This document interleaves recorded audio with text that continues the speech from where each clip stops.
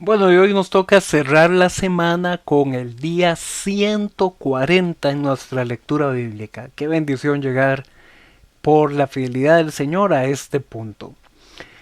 Hoy vamos a hablar un poquito de una serie de acciones, algunas políticas, algunas económicas que Salomón tomó al inicio de su reino. Era un reino que, recordemos, estaba en un nuevo rey que acababa de pasar el enfrentamiento con uno de sus hermanos que le quiso quitar el reino.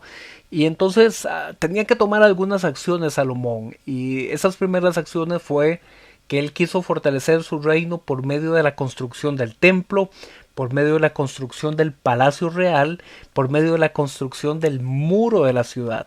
Entonces vemos aquí tres grandes obras de infraestructura que Salomón pensó, bueno, de esta forma voy a quedar bien con el pueblo, voy a quedar bien con los líderes de las tribus, y también hizo una alianza de respaldo político con Egipto. Opa, opa, atención con esto porque en el futuro va a ser el inicio de cosas para la vida de Salomón, porque él se logró casar con la hija del faraón. Y esto era una forma de asegurarse un respaldo con Egipto. Pero recordemos que en la ley que se había recibido de Moisés, justamente la ley que su padre David le dijo, mantente en la ley del Señor, se prohibía tomar por esposa a mujeres extranjeras. Bueno, Salomón aquí lo hizo. Y repito, más adelante nos vamos a acordar de esto, ¿ok? Eh, Como aún no estaba construido el templo principal, apenas estaba por iniciar las obras, el pueblo había establecido altares en los lugares altos. Esa frase, los lugares altos, ustedes quizás la recuerdan del libro de Josué y en el libro de Jueces, porque los lugares altos eran los lugares donde los cananeos utilizaban para hacer el culto de sacrificio a sus dioses, a sus ídolos. Y ahora aquí el pueblo estaba como manteniendo esa cultura. Hasta el propio Salomón participaba en la quema de los inciensos en los lugares altos. En una oportunidad Salomón fue a Gabaón, donde estaba el altar del Señor, el altar principal, y ahí después de que ofreció una serie de sacrificios, Dios se le aparece a Salomón en un sueño y le dice, pídeme lo que quieras. ¿Tú te imaginas recibir de Dios semejante expresión? Pídeme lo que quieras. Y Salomón le respondió diciendo, Señor, apenas soy un muchacho. Podríamos aquí aproximarnos a considerar que tendría Salomón unos 20 años posiblemente en esta época. Él dice, yo apenas soy un muchacho, Señor, lo que te pido es sabiduría para saber cómo gobernar y para distinguir entre el bien y el mal. A Dios le agradó esa petición de Salomón y lo bendijo con un corazón sabio y prudente. Y además le dio riquezas y largura de días. Y justamente esa sabiduría se puso a prueba con un primer caso donde Salomón demostraría cómo dar juicio ante una situación, que fue juzgando el caso de las dos prostitutas y el reclamo de un hijo muerto y un hijo vivo. Salomón escuchó al testimonio de estas dos mujeres y ordenó cortar al niño que había quedado vivo por la mitad para entregarle a cada una de estas mujeres una mitad, pero de pronto una de ellas prefirió entregar el niño a la otra con tal de que no lo mataran.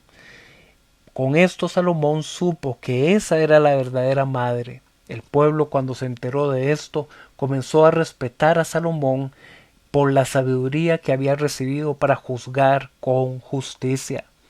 En Primera de Reyes capítulo 4 se hace un repaso del listado de los nombres de los oficiales de Salomón y sus administradores repartidos por todas las regiones de las tribus. El reinado de Salomón crecía en prosperidad y las naciones vecinas eran sus vasallos tributarios, es decir, que le contribuían con dinero con tal de que el ejército de Israel no los atacara. La sabiduría y el conocimiento de Salomón alcanzaron gran renombre entre las naciones vecinas, incluso mandaban a sus representantes a escuchar a Salomón en sus disertaciones.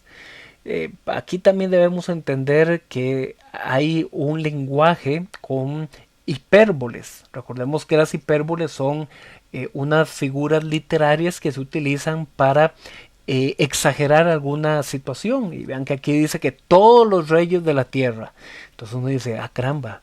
Entonces había una delegación diplomática de absolutamente todos los reinos que ni ellos conocían de la tierra. No, es una declaración hiperbólica para decir los principales reinos de los pueblos vecinos. Y esto se va a entender también, esto de las hipérboles, en el siguiente capítulo que vamos a leer, que es el de Segunda de Crónicas capítulo 1, que es un capítulo donde se presenta la historia paralela a lo que ya vimos en Reyes. Aquí se menciona que Salomón viajó a Gabaón, donde estaba el santuario del tabernáculo con el altar de bronce, y que Dios se le aparece en un sueño y Salomón le pide sabiduría. Y aquí dice que fue tanta la bendición que Salomón recibió de parte de Dios que el oro y la plata eran tan abundantes como las piedras en Jerusalén. Entonces claramente entendemos que esta es una expresión hiperbólica porque en ningún lugar vamos a encontrar de forma física y material tanta cantidad de oro y plata como si fuera la cantidad de las piedras que habían. Entonces, ¿cuál es la función de estas hipérboles?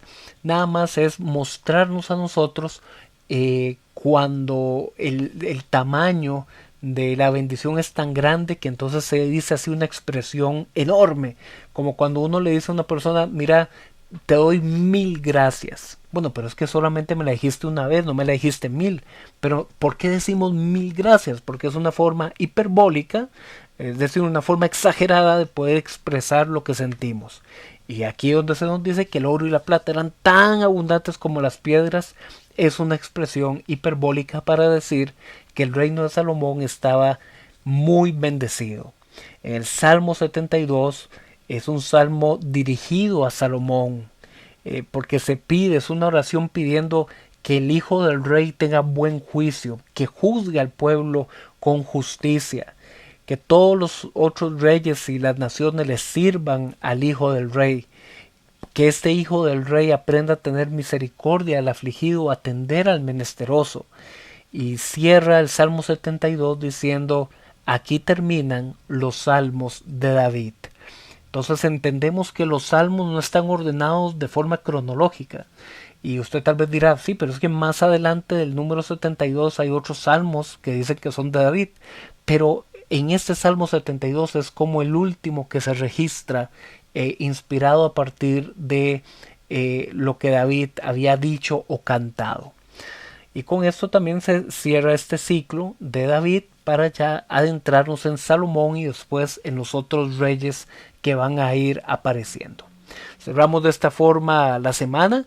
Continuamos mañana. ¿Qué les parece si continuamos mañana con la segunda parte del Salmo 119? ¿Ok? Nos vemos.